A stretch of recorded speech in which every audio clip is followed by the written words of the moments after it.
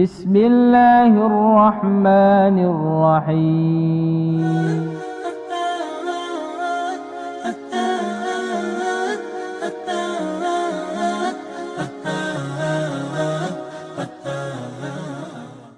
Maitati wad-dami wa lahmil khinzir, memakan bangkai, darah dan daging babi,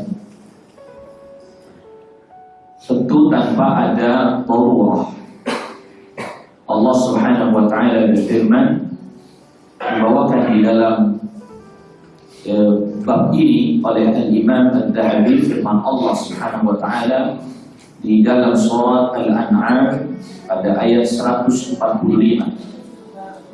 Allah Subhanahu wa taala berfirman, "Qul la ajidu fima uhiya ilayya muharraman 'ala dha'imin yat'amuhu illa an yakuna maytatan aw daman masfuha aw lahma khinzir fa innahu rijsun." Katakan, aku tidak mendapati dalam apa yang diwahyukan kepadaku diharamkan bagi orang yang memakannya, melainkan ketika dia memakan itu bangkai. Yang maitah yang dimaksud di sini yang mati tanpa disembelih dengan penyembelihan yang sesuai dengan syariat, baik mati dengan sendirinya, baik mati karena jatuh misalnya dari tempat yang tinggi, baik mati karena diseruduk temannya misalnya, atau mati karena dimangsa oleh hewan buas lainnya. Jadi masuk ke dalam maitah. Maka rumusnya maitah tadi, rumusnya bangkai itu adalah yang mati tanpa disembelih dengan penyembelihan yang sesuai dengan syariat. Ya, kecuali as-samak wal jarad. Ya, kalau ikan memang tak perlu dia disembelih. Ya, atau al-jarad, al-jarad belalang misalnya, lain itu memang nggak perlu disembelih. Kalau yang itu, kalau disembelih itu nggak ada syariat disembelih. Ya, jadi maitah di sini ditambahkan lagi, dia mati tidak dengan disembelih sesuai dengan syariat, atau dia mati tidak diburu juga sesuai syariat. Ditambahkan keterangan. Jadi maitah itu dia mati tidak disembelih, yang mati dengan tidak disembelih sesuai dengan syariat, atau dia mati yang tidak diburu yang sesuai syariat. Maka nanti para ulama fikih menyebutkan di dalam kitabul At'imah, biasanya pembahasan tentang makanan itu nanti ada bab as-sayd, bab berburu. Berburu itu ada dua macam. Ya, kalau soal menyembelih yang sesuai dengan syariat jelas, ya, dia dengan sesuatu yang bisa ma'an haradam, sebagaimana sabda Rasul sallallahu alaihi wasallam, ma'an haradam, yang bisa mengeluarkan darah, memancarkan darah. Ini sesuatu benda tajam, bukan kuku atau tulang. Tak boleh menyembelih pakai kuku atau tulang, tak boleh. Tapi kalau pakai sesuatu yang pokoknya jelas sesuatu yang tajam yang mengeluarkan darah. Dan utus yang pertama al-hulqum wal bari, jalur makanan. Di sini ada dua ulang besar, jalur makanan dan jalur pernafasan. Lalu dianjurkan di kanan dan di kiri. Ini yang disebut dengan al-wadajain. Dua urat di kanan dan di kiri juga apa? Putus. Itu yang namanya penyembelihan sesuai dengan syariat, dan juga menyebut nama Allah Subhanahu wa ta'ala. Wa la ta'kulu mimma lam yuzkar ismullah alaihi. Jangan kalian memakan hewan yang disembelih dengan tidak menyebut nama Allah Subhanahu wa ta'ala. Ini termasuk bangkai. Atau dia disembelih untuk berhala. Ini tidak boleh juga. Disembelih untuk selain Allah Subhanahu wa ta'ala. Maka nanti di dalam di surat Al-Baqarah ayat 173 Allah Subhanahu wa taala berfirman, "Innama harrama 'alaikumul maitah wad-dam wa lahmal khinzir wa ma uhilla bihi li ghairillah." Ya, yang diharamkan atas kalian ya tidak lain adalah bangkai, ya lain dan bukan adalah bangkai al-maitah. Nama haram 'alaikumul maitah wad-dam, darah yang mengalir. Nanti di sini ada penjelasannya dalam masfuhan. Lalu kemudian walah bal khinzir, daging babi, ittifaqil ulama, dengan kesepakatan para ulama, wa ma uhilla bihi li ghairillah, dan yang disembelih untuk selain Allah. Sembelih untuk penunggu laut itu haram dagingnya, nggak boleh dimakan. Sembelihan untuk penunggu gunung, sembelihan untuk penunggu satu daerah, ya jin maksudnya, biar nggak diganggu, biar bangun jembatan aman katanya, lalu kepalanya ditanam. Itu sembelihan untuk selain Allah Subhanahu wa ta'ala. Jadi walaupun pas nyembelihnya baca bismillah, tapi al-qasd, niatnya adalah untuk selain Allah. Ini tidak diperkenankan, tidak diperbolehkan. Nah, yang kedua tadi kita jelaskan bahwa yang namanya bangkai, kata yang pertama, yang mati dengan cara tidak disembelih sesuai syariat. Yang kedua, mati dengan cara tidak diburu sesuai dengan aturan syariat. Nah, berburu dalam aturan syariat tentu alatnya yang pertama yang tajam, tombak, pedang, ya kalau kayak kita sekarang panah, senapan. Syaratnya tatkala dia lepaskan panahnya atau dia tembakkan senapannya, baca apa? Bismillah. Baca Bismillah. Itu yang pertama. Yang kedua, berburu dengan menggunakan al-kalb al-mu'allam, anjing yang terlatih. Anjing yang terlatih. Ya. Syaratnya adalah ketika dia lepaskan anjingnya itu dia baca bismillah. Dan ketika hewan buruannya ditangkap, itu tidak dimakan oleh anjing itu, dia cuma ngambil doang, nggak dia makan. Kalau dia makan berarti itu dia kejar untuk dirinya. Dan juga ketika didapati hewan buruannya itu tidak ada anjing yang lain lagi gigit, jadi nggak rebutan gitu. Kenapa nggak boleh kalau lagi ada dua begitu? Karena yang punya kita atau punya ini seorang muslim dia lepaskan baca bismillah, yang satunya lagi nggak tahu. Lalu kemudian tadi juga terkait dengan hewan buruan, asalkan hewan buruan yang ditembak dan seterusnya tidak nyemplung ke air. Sebab kalau nyemplung ke air, kita nggak tahu dia mati karena senjata kita atau kelelep. Nah, bahasa kitanya begitu.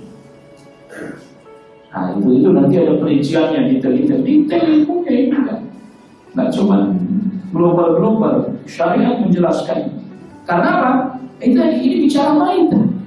Antara dua, dia mati tidak disembelih dengan sesuai dengan syariat, mati tidak dibunuh sesuai dengan aturan apa? Syariat. Saya ada aturan hukum. Ada yang tanya, itu kalau anjing dikejar, tangkap, itu kan liurnya. Rasul Allah Rabbul bolehkan, Rasul bolehkan gimana? Ya kan? Tapi tadi ada syarat-syaratnya tadi harus terlatih khusus ini. Nah, nanti ada hukum yang terkait dengan itu sampai bisa dibahas oleh Islam. Tapi dia dipeliharanya bukan di rumah, di peternakan. Anjingnya dipeliharanya tidak apa? Dari rumah, karena ada larangan memelihara anjing di rumah. Jadi banyak di peternakan, sekalian suruh nungguin kambing, suruh nungguin hewan-hewan ternak lainnya. Jadi anjing dipeliharanya di situ, bukan dipeliharanya di rumah. Audamam masfuha. Nah, kalau yang di ayat ini yang di surat Al-An'am 45, darah yang mengalir. Jadi ketika kita nyembelih hewan itu, terus keluar apa? Darah lain.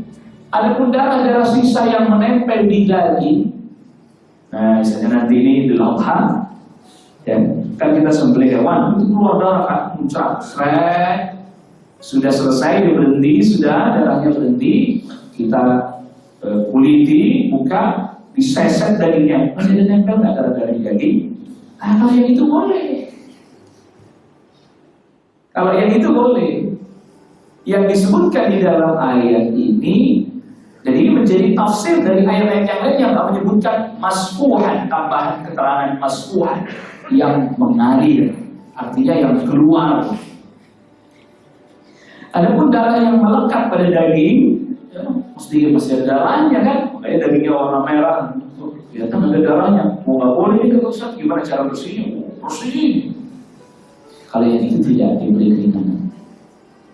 Ya, zaman kecil saya, atau sekarang juga masih ada, kayak orang dagang ini masih ada. Apa? Marus ya, kayak hati tapi palsu gitu. Dikumpulin darah, itu dibiarkan dia mengeras. Makanya darah yang keluar itu, yang muncrat itu nggak lama langsung mengeras dia itu. Karena pakaiannya susah hilangnya. Ya, kena kulit aja, dibiarkan beberapa waktu sampai kering itu dihilanginnya susah. Dalam masfuhan. Gitu ya. Aulah khinzir atau makan dari babi ini lagi viral nih. Lagi viral nih. Saya muslim tapi makan dari babi. Nauzubillah, ini ngawur ini. Nanti kita perhatikan apa penjelasan Imam Dhahabi terkait dengan ini. Jadi lagi viral nih babi ini. Ya, udahlah nggak usah ini lah, nggak usah, yang penting kita baik sama orang. Ya, astagfirullah, ini ada ngacau-ngacau kabur-kabur. Saya muslim tapi makan daging babi, alhamdulillah. Nasallallahu alaihi wasallam. Saya muslim tapi tidak mengkafirkan. Nah, ini aneh. Pertanyaannya tinggal kita balik. Anda muslim tidak mengkafirkan apa maksudnya? Kalau tidak mengkafirkan sama muslim, ya iyalah jangan masa sama muslim dikafirkan. Tapi kalau tidak mengkafirkan yang beribadah kepada selain Allah, ini tidak muslim. Karena Rasulullah SAW sabda, "Man qala la ilaha illallah", siapa orang yang mengucapkan la ilaha illallah, wa kafara, dan dia kafir bima yu'badu min dunillah, terhadap sesuatu yang disembah selain Allah, dia harus kafir. Kalau dia iman kepada Allah, maka dia harus kafir terhadap apa yang disembah selain Allah Subhanahu wa taala. Nabi SAW sampaikan itu. Itu muslim yang sebenarnya orang zaman sekarang. Pengen muslimnya nggak kayak muslimnya Rasulullah, kayak ini. Ini muslim zaman sekarang nih, muslim milenial katanya nih. Inna lillahi wa inna ilaihi raji'un. Rasulullah bilang, yang namanya muslim dia beriman kepada Allah dan kufur kepada segala sesuatu yang disembah selain Allah, dia wajib mengkafirkan. Yang disembah yang selain Allah beralamin wajib. Itu Rasulullah yang perintahkan. Ya kalau sang muslim masa dikafirkan? Wajib. Jadi kalau saya muslim tapi tidak mengkafirkan, kalau yang dia maksud tidak mengkafirkan, yang beribadah kepada selain Allah, maka hakikatnya laisa bimuslim. Saya kafir tapi makan daging babi sama bahaya. Kalau yang dia maksudkan adalah makan daging babi adalah halal, artinya dia menghalalkan makan daging babi, fahuwa laisa bimuslimin, maka dia bukan muslim. Bil ijma', dengan kesepakatan para ulama, tidak ada khilaf. Tidak ada khilaf. Makanya kata Imam Al-Dhahabi, perhatikan, faman ta'ammada akla dzalik. Ini penjelasan dari Imam Al-Dhahabi. Siapa orang yang sengaja memakan hal yang disebut di dalam ayat tadi, bangkai dalam mengalir atau daging babi, sengaja makan li ghairi daruratin, tanpa ada darurat, tanpa ada keadaan darurat, fahuwa minal mujrimin, maka dia termasuk pelaku dosa besar. Dia makan sengaja. Lalu apa kata Al-Imam Al-Hafidz tadi? Wa ma ahsibu anna musliman, saya tidak pernah menyangka, saya tidak pernah mengira ada seorang muslim yata'ammadu akla lahmi khinzir, yang sengaja makan daging babi. Saya tidak pernah mengira ada seorang muslim yang bersengaja tanpa ada darurat makan daging babi. ada, saya nggak pernah ada, saya dapat, saya kira nyangka aja enggak, sekarang kejadian. Allah musta'an. Di masanya Al-Imam Al-Hafidz Al-Dhahabi mengira aja enggak, saya nggak pernah kira kalau ada orang muslim yang ikut itu. Tentu ini bukan berarti otomatis mengkafirkan, tapi nggak pernah didapati ada orang muslim sengaja makan daging babi tanpa ada darurat. Dan ini tentang haramnya daging babi diistilahkan oleh para ulama yang diketahui oleh orang banyak. Artinya diketahui oleh orang banyak, oleh kaum muslimin diketahui, bahkan yang awamnya, apalagi yang khasnya, yang awamnya aja ngerti tahu itu haram. وَرُبَّمَا يَفْعَلُ ذَلِكَ زَنَادِقَةُ الْجَبَلِيَّةِ وَالتَّيَامِنَةِ. Terkadang melakukan hal tersebut bisa jadi zanadiqah al-jabaliyah, orang-orang zindik dari kalangan jabaliyah wattayaminah. Ini dua firqah. Jabaliyah ini ya satu firqah, jadi ada satu nama daerah di Syam namanya Jabaliyah. Secara akidah mereka Batiniyah, Ismailiyah. Istilahnya susah banget itu Ustaz. Nah yang gampangnya itu Syiah dah itu. Itu gampang. Karena mereka banyak sektenya. Di antara salah satu sektenya Ismailiyah. Nah itu Syiah, Jabaliyah. Begitu juga Tayaminah sama juga. Jadi salah satu daerah juga di wilayah Durus, dia mengikuti pemahaman Durus juga sama, pecahan dari Syiah juga, Batiniyah juga. Ya, dia tinggal di beberapa wilayah di Damaskus, Tayaminah. Jadi ini dijelaskan oleh Syekh Masyhur Hasan Al-Utsaimin. Ada catatan kakinya dari Syekh Masyhur Hasan di kitab yang saya ini. Ada catatan kaki dari Syekh Salman menjelaskan tentang dua firqah ini. Yang pertama Jabaliyah, yang kedua Tayaminah. Dan mereka disebut oleh Imam Zahabi zindiqah. Apa sih yang dimaksud dengan zindiq? Menampakkan keislaman tetapi kemudian merusak Islam dari dalam. Ya seperti orang-orang munafik. Ya, maka apa kata Imam Zahabi tadi? Warubbama yaf'alu dzalika zanadiqatul jabaliyah wa tayaminah. Terkadang melakukan hal itu sengaja makan babi, makan bangkai.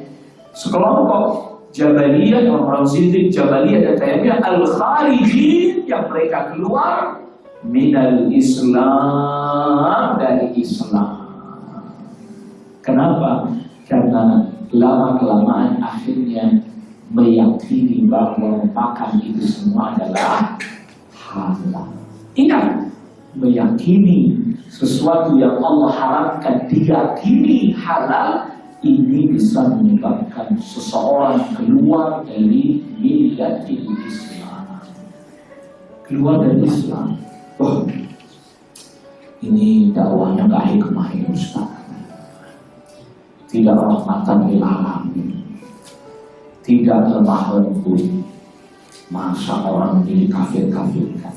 Kita mengkafirkan yang dikafirkan oleh Allah dan Rasulnya. Jelas, bukan saya. Ini ulama.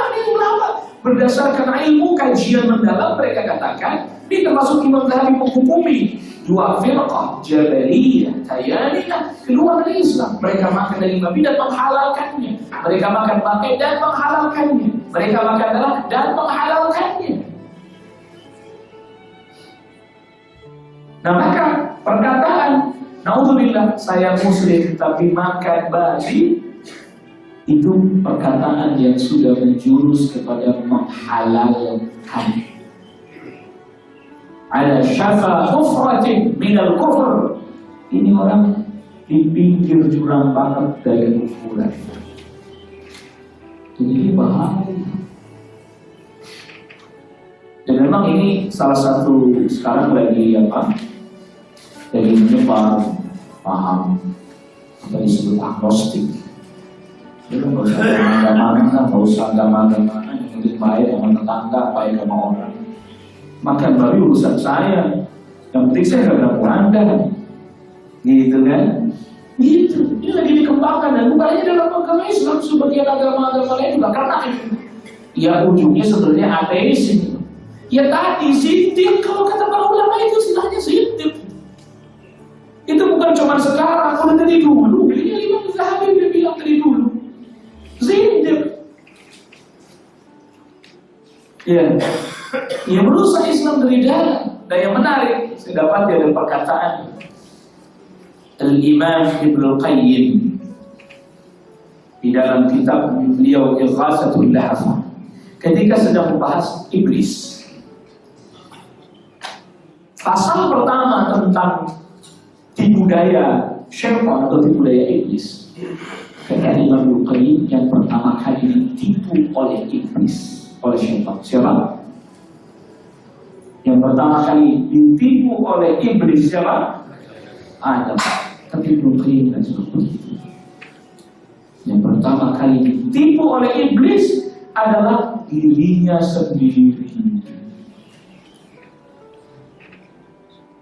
Kok dirinya sendiri? Dia compang, dia sombong, dan seterusnya. Dia tipu dirinya sendiri. Dia membahayakan dirinya sendiri. Iya kan?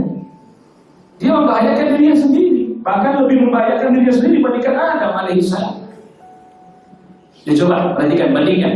Adam alaihissalam lupa tentang larangan, udah lupa. Digoda oleh iblis, akhirnya makan. Tapi lupa, bukan karena sengaja ingin makan itu. Lupa, fanasia. Adam lupa.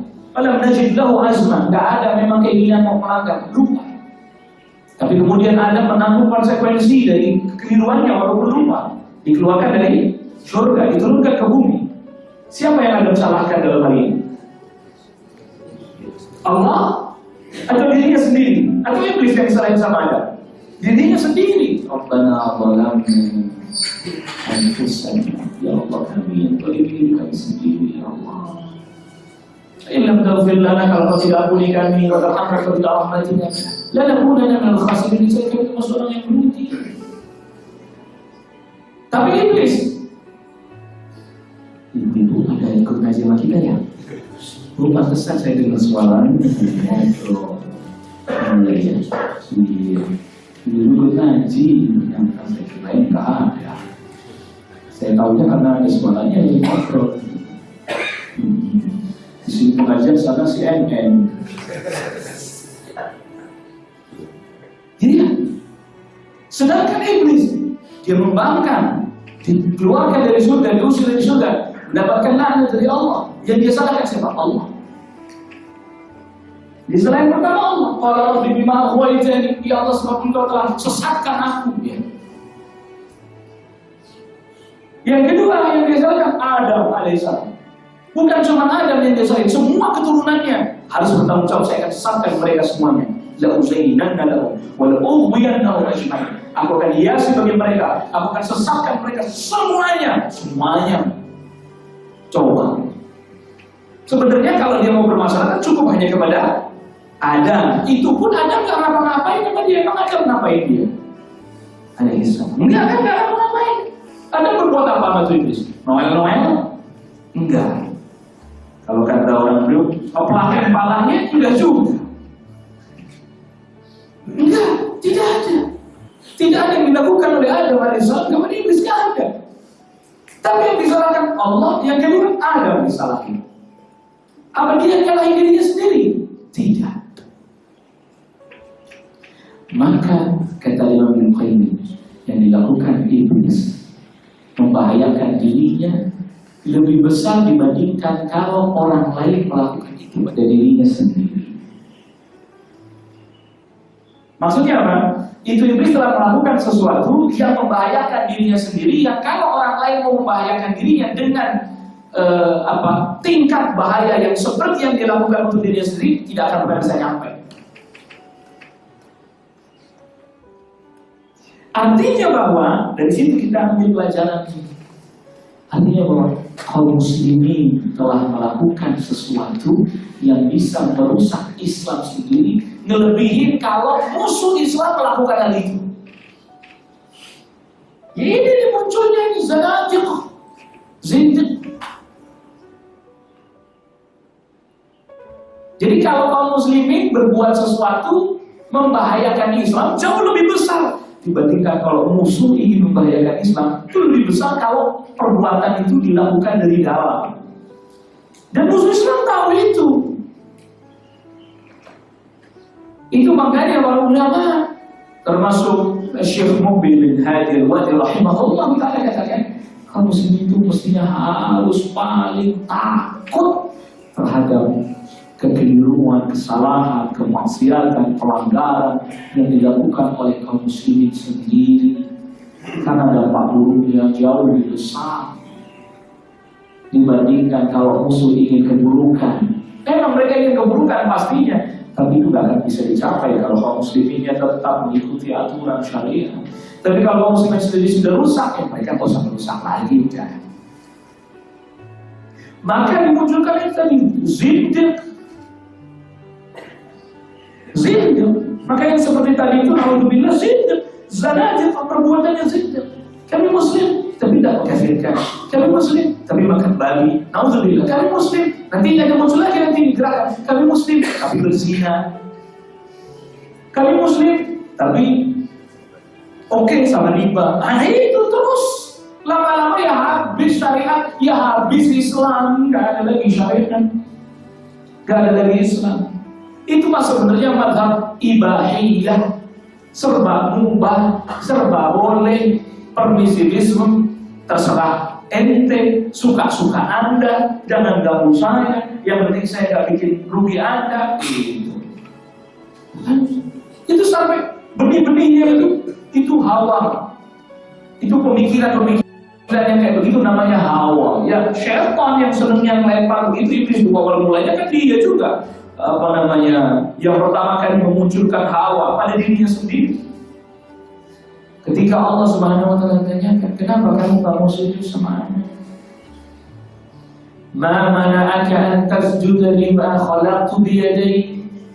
Kenapa kamu nggak mau sujud kepada makhluk ini yang saya ciptakan dengan kedua tangan saya? Sujud penghormatan ya, bukan sujud ibadah. Dan di zaman itu boleh. Bahkan sampai syariatnya Nabi Yusuf, sujud penghormatan kepada manusia masih boleh. Zamannya Nabi SAW nggak boleh. Apa jawabnya Iblis? Ana khairum minhu, saya lebih baik dari dia. Khalaqtani min nar, engkau ciptakan aku dari api, wa khalaqtahu min tin, engkau ciptakan dia dari tanah. Menurut logikanya, ya. Menurut logikanya Iblis, api itu lebih baik dari tanah. Atau dengan bahasa yang vulgar, ya Allah, kau salah. Mestinya ada tuh yang sujud sama saya, bukan saya yang sujud sama dia. Kembali. Logika. Iya. Lalu kemudian ilmu logikanya Iblis ini dibukukan oleh para penerima wahyu dari Iblis ini. Jubir-jubirnya dibukukan jadi kitab filsafat, pemikiran modern, Islam milenial, waduh macam-macam lah itu. Yang kalau diusut-usut, Ustadz kabirnya, bahkan Al-Ustadz Al-Akbar, Ustadz yang paling besarnya ya Iblis. Ustadz kalau keras, faktanya ditularkan itu, logikanya itu ditularin, diwahyukan, dihembuskan, bikin buku berjilid-jilid, ya, diajarkan kepada pemuda-pemuda Islam sehingga goncang ilmu. Ini tadi Islam milenial, kami Islam, Muslim tapi tidak mengkafirkan, kami Muslim tapi makan babi, nanti kami Muslim tapi zina, belum. Atau gini, kami Muslim tapi pacaran Islami. Nah ini arahnya ke sana juga, Pak. Kami Muslim tapi musik Islami. Itu ke sana arahnya. Khutbah selangkah demi selangkah, setahap demi setahap. Makanya syaitan itu bukan satu langkah, bukan satu cara. Khutwat banyak langkah. Ini dibahas tuntas habis. Mau ulama. Al-Imam Ibnu Jauzi dalam kitabnya Talbis Iblis, Al-Imam Ibnu Qayyim dalam kitabnya Ighatsatul Lahafan. Sama-sama uniknya, kedua-duanya menulis kitab ini sama-sama 13 bab yang disebutkan. Itu beda-beda pembahasannya. Unik. Saya juga kadang maksud itu. Imam Ibnu Jauzi 13 bab. Kemudian Imam Ibnu Qayyim 13 bab juga. Persis sama-sama 13 bab pembahasannya. Tapi memang beda-beda secara detailnya. Ini kelihatannya. Dibikin lain, udahlah, nggak usah. Nggak usah, bahkan ada yang bilang, udahlah Anda nggak usah. Saya atas nama nasihatin Anda, karena saya ini sama Anda, maka saya nasihati, saya ingatkan bahwa ini hal. Jadi nggak usah, kita juga udah tahu bahwa tapi menurut kita nggak apa-apa. Kufur. Kenapa sih yang seperti ini kemudian orang bertanya, kenapa kayak ini Anda urus? Ini kan soal hak privasi manusia dulu. Ini bukan soal masalah hak privasi manusia, kalau itu privasi manusia, kenapa dia umumkan? Kenapa dia tayangkan, dia sebarkan konten itu? Apa kemudian naudzubillah? Misalnya saya katakan saya naudzubillah, saya muslim, tapi saya berzina, lalu kemudian saya zinahi adik perempuan, lalu kemudian saya siarkan kontennya, apa dia nggak marah? Itu kan berarti sudah menyakiti orang dulu. Anda juga sama, Anda berkata seperti menyakiti orang, mengganggu akidah orang, mengganggu keyakinan orang. Bahkan bukan lagi mengganggu keyakinan orang, mengganggu keyakinan Islam, karena itu bicara internal atas nama Islam. Kalau dia kafir, itu karuan. Kalau dia di luar Islam, lalu dia mengatakan babi halal, itu udah karuan. Dia di luar Islam, tapi dia bilang kami Islam, kami makan babi, kami Muslim, kami makan babi. Ini kan berusaha. Beliau tuh bilang. Oleh karena yang kayak begini kemudian kita tidak jelaskan, tidak kasih tahu, tidak informasikan, atau kemudian dikesankan itu keras, itu ekstrim dan seterusnya, ya rusak. Nanti lama-lama agama nggak ada, nanti lama-lama amal munkar hilang, nanti lama-lama ya Islam hilang. Alhamdulillah, nasallallahu alaihi wasallam. Wa fi nufusil mu'minin, kata Imam Bukhari, di dalam hati orang-orang beriman, anna akla lahmil khinzir, bahwa makan daging babi a'zamu itsman, lebih besar dosanya min syurbil khamr, daripada minum khamr. Dan penjelasannya Imam Az-Zahabi. Lalu kemudian saya ini baca ada catatan kakinya yang kitab asli saya ini, ada catatan kaki dari Syekh Usul Hasan Al-Utsaimin, salah satu murid Syekh Al-Albani. Kata beliau, yang sangat mengherankan, ada sebagian kaum muslimin yang mengalami kebingungan, tahafut, kebingungan, kekacauan dalam berpikir. Apalagi sebagian kaum muslimin yang tinggal di negeri-negeri orang kafir. Mereka membolehkan memakan daging babi. Gitu. Ya. Jadi artinya, ya ini karuan kalau yang disebutkan Syekh Masyhur Hasan ini, mereka yang tinggal di negeri-negeri, tapi ini tinggal di negeri kaum muslimin. Dari kecil Islam, tinggal di negeri kaum muslimin, lalu kemudian menghalalkan makan daging babi. Bahkan dalam penelitian ilmiah, para tokoh-tokoh, bahkan orang kafir sekalipun mengatakan ini adalah bahayanya, ada mudaratnya. Allah musta'an. Yang kafirnya sudah mulai geliti, sudah mulai waspada, sudah mulai nggak mau. Yang kafirnya makanya kita. Lah yang muslimnya kaget. Kayaknya kebelet kali ya. Kalau bahasa Indonesia udah lama-lama makan dia enggak. Nah kalau yang kafir mau udah kenyang, makanya dia udah bosan. Diteliti bahaya, berhenti. Giliran ini malah baru mulai. Ya memang begitu. Ini beri kafir nih, pemikirannya udah berhenti orang. Ya, sampah pemikirannya dibawa ke sini di negeri Islam. Wanita-wanitanya udah berpikir udah kembali ke rumahnya. Wah, di negeri-negeri kaum muslimin disebarin, wah keluar rumah, ayo dan seterusnya. Jadi soalnya udah nggak kepake. udah expired pemikirannya. Nah di sini masih laku. Ternyata di sini bukan cuma baju bekas saja di impor. Pemikiran bekas, itu dibawa ke sini. Yang udah bekas-bekas udah gak kepake nih. Di sana mulai meneliti, oh ini penelitian ilmiah, daging babi mengandung ini jangan. Oh, maka ini udah begitu. Nah orang Islamnya kaget. Mungkin biasanya makan jengkol begini. Kita yang tahu dulu kan dagingnya daging babi gitu. Allah. Rasulullah. Waqad sahha wa sahha anna Rasulullah sallallahu alaihi wasallam qala, dan telah sahih bahwa Rasulullah sallallahu alaihi wasallam bersabda, la yadkhulul jannata lahmun nabata min suhtin na'udzubillah. Dan telah sahih Rasulullah sallallahu alaihi wasallam sabdakan, tidak masuk surga daging yang tumbuh dari yang haram, neraka lebih berhak bagi daging tersebut, artinya untuk membakarnya. Kalau Allah tidak ampuni, ya, kalau Allah tidak ampuni. Jadi daging yang tumbuh dari yang haram, neraka yang membakarnya. Alhamdulillah. Wa qad ajma'al muslimun, dan telah bersepakat kaum muslimin ala tahrimil la'b bin-nard, dan telah sepakat kaum muslimin bahwa haram main dadu. Kok ini ke dadu nanti ada hubungannya dengan hadis Nabi sallallahu alaihi wasallam. Main dadu ini dengan berbagai macam ini jangan. Ya hadisnya udah jelas sahih. Ya, kalau masalah dari bagi sekarang lagi orang pada bingung-bingung bocah-bocah kalau jelas apalagi main dadu sama masalahnya bagi sebagian orang. Main dadu dengan berbagai macam jenisnya. Domino itu sama dengan dadu. Ya, tahu kan domino kan? Gaple. Kalau nggak tahu domino, itu nama yang sangat familiar, gaple. Itu dadu itu. Karena memang titik-titiknya sama dengan dadu. Haram.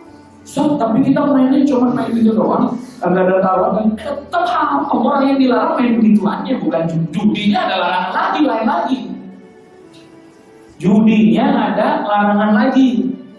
Main dadunya ada larangan lagi. Masing-masing ada larangannya. Iya. Cuma memang tak tahu kenapa ini saya ingat ini. Ini sebagian permainan kayak ini gak difahami oleh sebagian kita. Pokoknya apa aja, berarti gak boleh saya apa? Yang dulu kecil itu, ular apa? Tidak boleh. Ya kalau tidak bisa ya tidak boleh. Tak boleh. Apa lagi? Monopoli.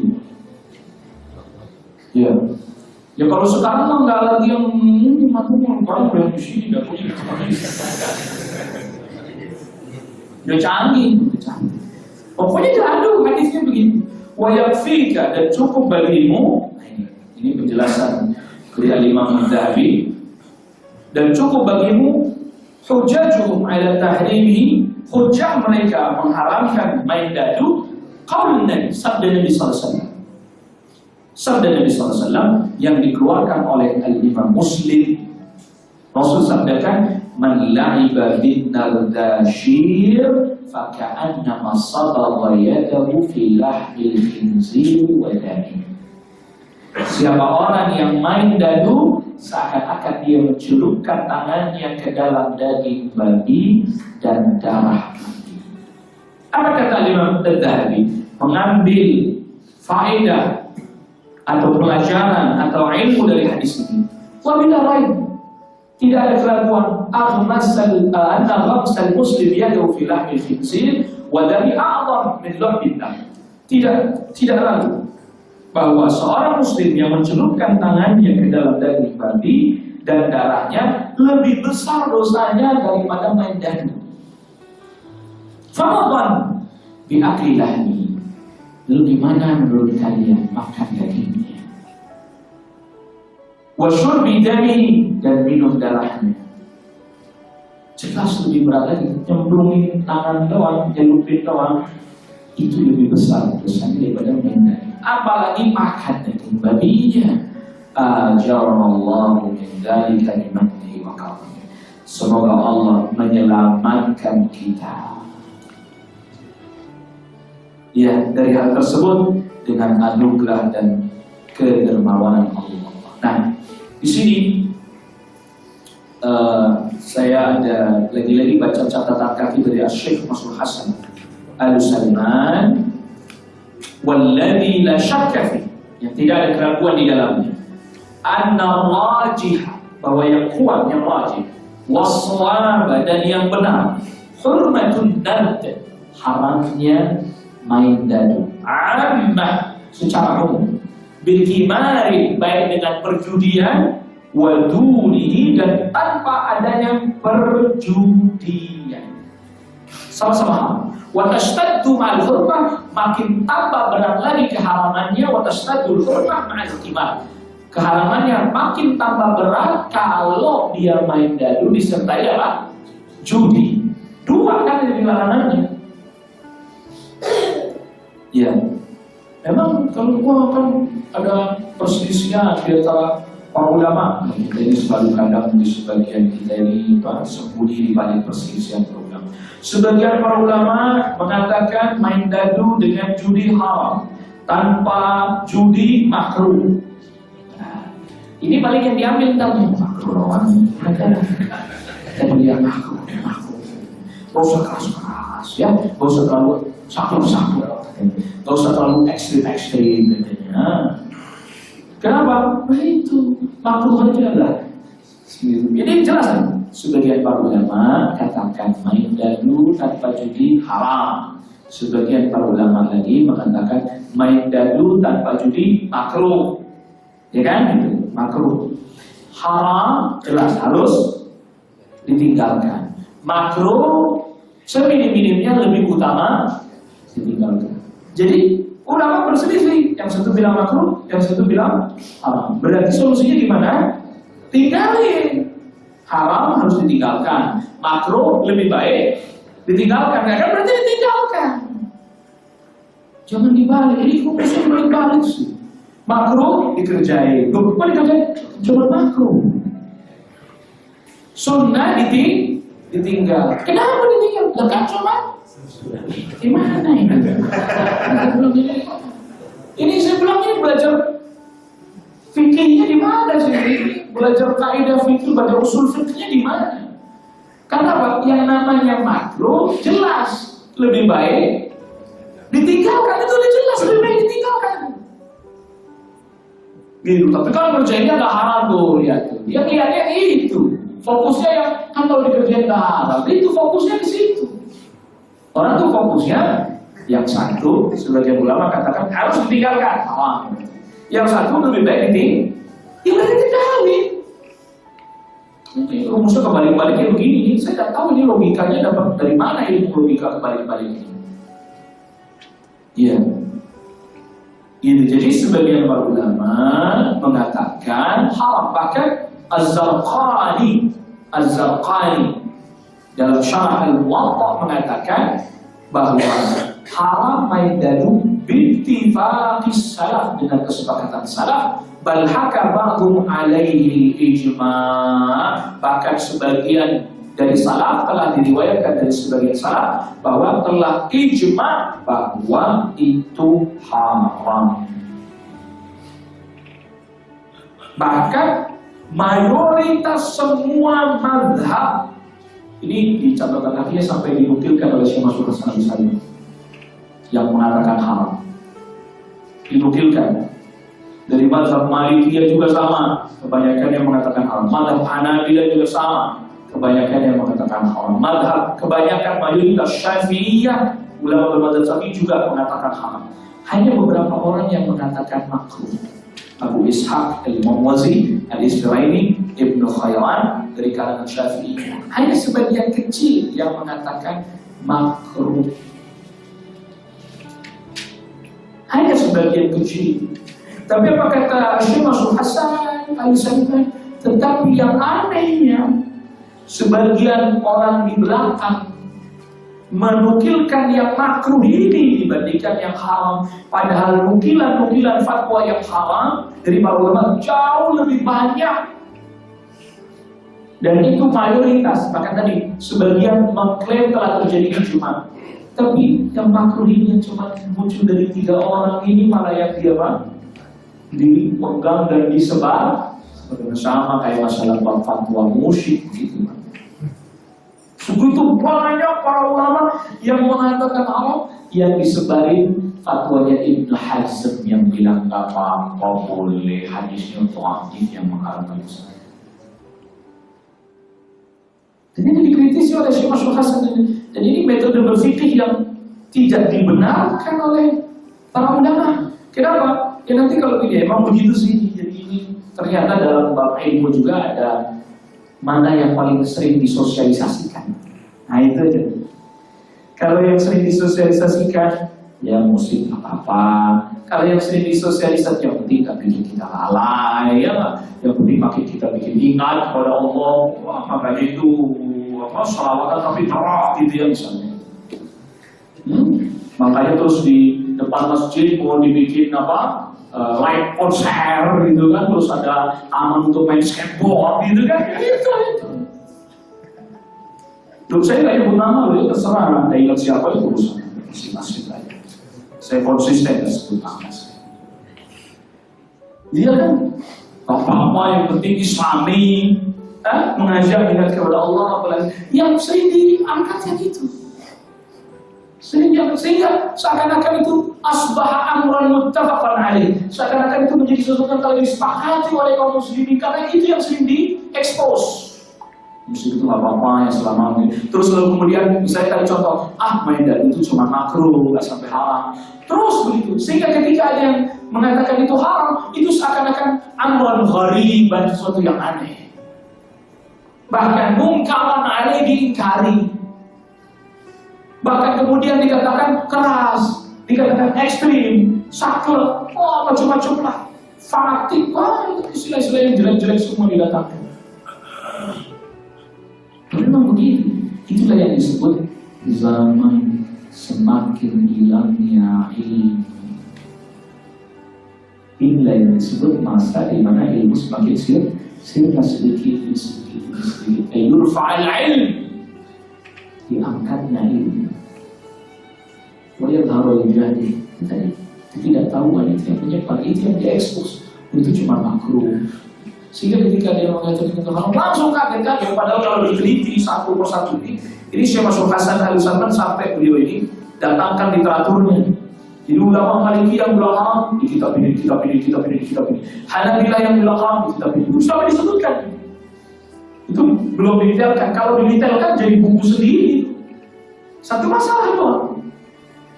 Sebagaimana yang ditulis juga oleh Syekh Al-Albani rahimahullah ta'ala terkait dengan bab musik. Yang melarang disebutkan, yang melarang ini dalilnya ini banyak. Yang boleh cuma satu ini, bantahannya begini. Itu sampai satu masalah jadi satu buku sendiri. Itu tanda masalah ini semakin asik, tidak dikenal. Maka itulah mengapa para ulama kemudian tadi berusaha menghidupkan lagi ilmu yang nyaris dikubur oleh manusia, bahkan oleh kaum muslimin sendiri. Ilmu nyaris dikubur oleh mereka atau nyaris terkubur sebab tidak diketahui, tidak disebarkan, tidak diinformasikan. Wallahu ta'ala a'lam. Ya, ini yang bisa kita bahas pada pertemuan kita kali ini. Silahkan. Alhamdulillah. Catur masuk kan? Catur memang para ulama berselisih dan saya lebih cenderung untuk jadi begini. Permainan dadu itu datangnya dari orang Persia. Makanya dia namanya Nardashir. Nardashir itu salah satu penguasa Persia. Itu nama orang tadinya Nardashir itu.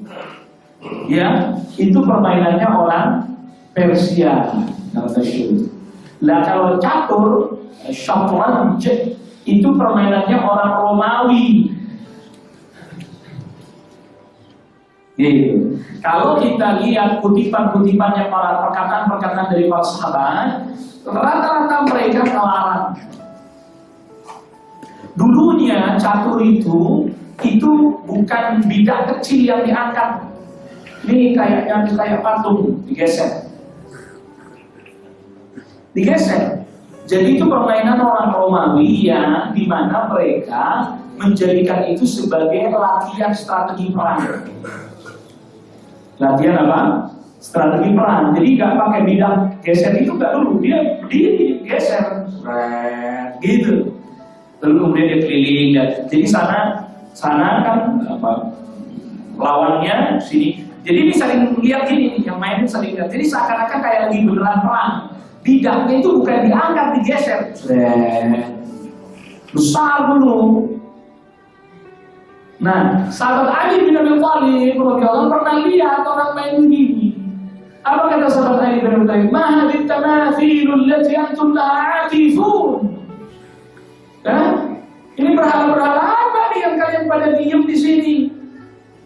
Pada itikaf di sini, maksudnya akifun berdiri. Ya kan kita mainnya berdiri, mainnya berdiri sambil mikir gitu, sambil mikir, geser track. Kata sahabat Ali bin Abi Thalib, ini berhala-berhala apa yang kalian pada berdiri di sini? Makanya berdiri di atas kubur, diem lama kita berdiri. Jadi siapa lewat, ucapin salam, selesai pulang. Itu yang dilakukan Rasul. Berdiri lama diem, nggak boleh. Rukuf namanya, rukuf. Ayo rukuf. Nggak boleh. Makanya orang yang ziarah ke Baqi, asalnya udah berdiri lama, datang asal. Ya haji, haram. Itu diusir. Orang kita nggak ngerti, dibilang itu orang haji haram, haji wajib, tahu gitu. Saya juga. Mana sih orang Arab kagak bener katanya. Orang dulu kita diajarin haji wajib, dia bilang haram haji. Itu mah. Karena apa? Itu awal mulanya penyebab kesyirikan terjadi di masa kaum Nabi itu. Ada orang saleh wafat di seperti mengeningkan cinta gitulah. Mengeningkan cinta itu lama-lama nggak puas bikin pangungnya, lama-lama nggak puas ya disembah itulah. Makanya ziarah kubur masuk seperti Ustaz masuk, ucapin salam lewat, udah selesai. Karena kalau mau mendoakan di rumah juga bisa. Nggak harus mesti di situ. Tuh, sekarang kalau dia berdiri diam dilarang, macam mana dia berkumpul ya di ini kubur di tengahnya seperti perayaan. Yang Rasulullah pelan-pelan katakan, jangan jadikan kuburku tempat perayaan. Orang ngumpul di situ, ini paling jawabannya, cuma boleh, gitu. Ya saya kan cuma jelasin. Saya lebih cenderung untuk mengatakan tak boleh main syafwan di sini. Walaupun tadi nas-nas dari para sahabat sebagian mungkin mengatakan tidak tegas, tetapi apa kalian yang baik kalian? Berdiam di depan berhala-berhala ini. Jadi tidak dikenal syafwan di tengah kaum muslimin, tidak dikenal. Catur tidak dikenal. Itu permainannya orang Romawi. Giliran yang dadu itu permainannya orang dari sini. Terus kaum muslimin mainnya apaan dong? Panah, berkuda, catur, panah, itu baru permainannya kaum muslim, gagah. Itu mau disambut geledek nggak geser itu pak? Nggak geser, saya pernah dapat ini nyata saya nggak langsung bilang. Imam satu masjid itu tempat saya yang dulu banyak Semarang. Dia suka ngimami di masjid. Tapi giliran siang-siang buka baju, nggak pakai baju, cuma pakai celana panjang, pakai peci, ngadep catur. Azan, cuek, nggak geser. Itu sampai kita selesai sholat Jumat, imam masih di sini, Pak Imam. Saya cari ada lagi. Karena kalau maghrib dimakan dia orang. Allah musta'an. Benar apa kata sahabat? Itikaf di situ. Itikaf di situ. Allah. Jadi kalau punya melatih otak, melatih kecerdasan itu. Ya nyatanya yang main catur pada cerdas-cerdas, pada jadi apa dia? Jadi ilmuwan itu, penemu apa itu?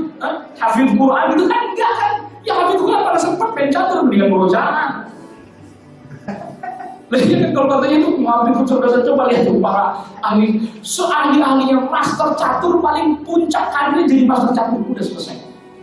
Kecerdasannya memang di bidang itu aja, tok selesai. Apa dia jadi jenderal perang, panglima perang? Enggak. Yang kaya Romawi yang memiliki tadi dia latihan perang itu ketika bertemu dengan pasukan kaum muslimin, baca sirah, dulu lantang.